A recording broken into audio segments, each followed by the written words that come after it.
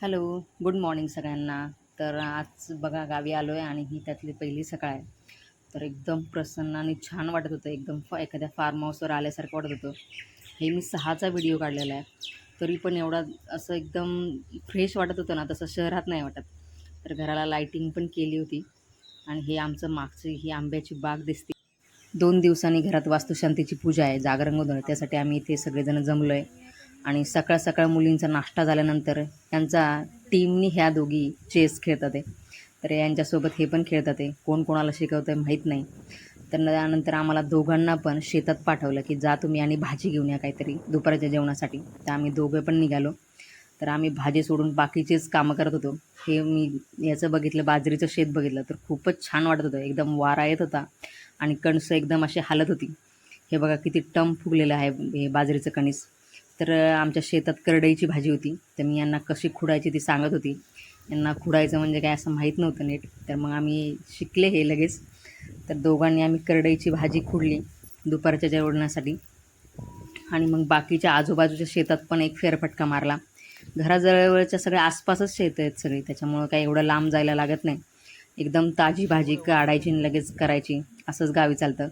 तर शेताच्या बांधावर ना हे पपईचं झाड होतं. त्याला खूप पपया लागल्या होत्या, पण त्यातली कोण पपई पिकलेली नव्हती. हे ऊसाचं शेत पण आमचंच आहे. तर हे याच्या बांधावरच हे पपईचं एकच झाड होतं.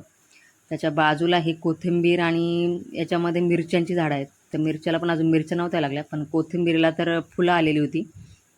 पण कोथिंबीर नुसती थोडंसा पान जरी असं हे हातात घेतलं तरी एकदम कोथिंबीरीचं एकदम दाट वास येत होता. खूपच एकदम गावरान असं वाटतंय. आम्ही जाताना गावी जाताना कायम घरून भाज्या घेऊन जातो. ह्या माझ्या सासूबाई आहेत. तर ह्या जे काळेवाल असतात ना त्याचे वेल उपटतात आहे, कारण की संध्याकाळच्या पातळ भाजीसाठी. दुपारचं जेवण झालं की लगेच आमची संध्याकाळची तयारीची कामं चालू होतात.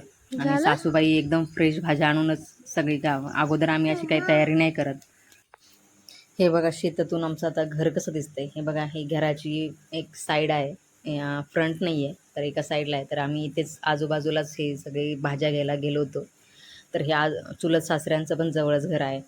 आणि नंतर त्याच्यानंतर मुली खूपच दंगा करत होत्या. तर सासऱ्यांनी जे वास्तुशांतीला रिटर्न गिफ्ट द्यायचे आहेत त्याचं पॅकेजिंगसाठी मुलींना काम दिलं. नंतर तर मग फारच त्यांचा गोंधळ सुरू झाला की मला करायचं आहे, मला करायचं आहे. सगळ्यांची नुसती घाई चालली होती की मला द्या करायला, मला द्या करायला. मग नंतर सगळ्यांनी कामं वाटून घेतली आणि त्यांनी सगळ्यांनी पॅकेजिंग पण छान केलं.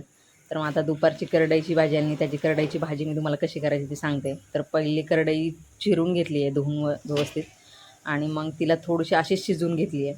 कारण तिला पहिली शिजवून घ्यायची आणि मग परतायची आहे. तिच्यातलं पहिलं पाणी काढून घेतलं आहे. नंतर परत मी कढईमध्ये तेल टाकलं आहे थोडंसं, आणि त्यामध्ये थोडासा कांदा टाकायचा आहे.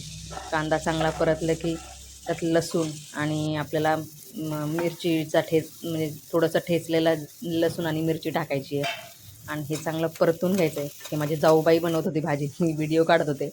आम्ही दोघी एकमेकी म्हणजे मिळूनच काम करतो, तर कोणावर एकीवर लोड येत नाही.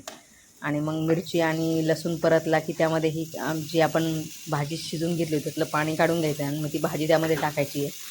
आणि शिजत शिजत भाजी आली की त्यात मीठ टाकायचं आहे. तुम्ही शेंगदाण्याचा कूट टाकल्यानंतर तरी चालतं, कारण मध्ये शेंगदाण्याचे दाणे खायला चांगले वाटतात. आणि नंतर पोरींचं जेवण झाल्यावर परत त्यांचा आतमध्ये खेळ सुरू झाला आणि त्या चेसच खेळत होत्या. नंतर आजूबाजूची मुलं, जी चुलत जावेचे वगैरे सगळे मुलं आहेत ते पण आले होते.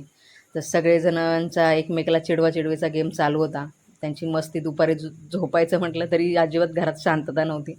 तर मग आम्ही पण म्हटलं की चला काम करायला घेऊया. तर आम्ही तोरणाचं जे आणलं होतं जेजुरीवरून, पण ते बसत नव्हतं, तर त्याची ॲडजस्टमेंट चालू होती. चला, तर मग तुम्हाला आजचा व्लॉग आवडला असेल तर माझ्या चॅनलला नक्की सबस्क्राईब करा.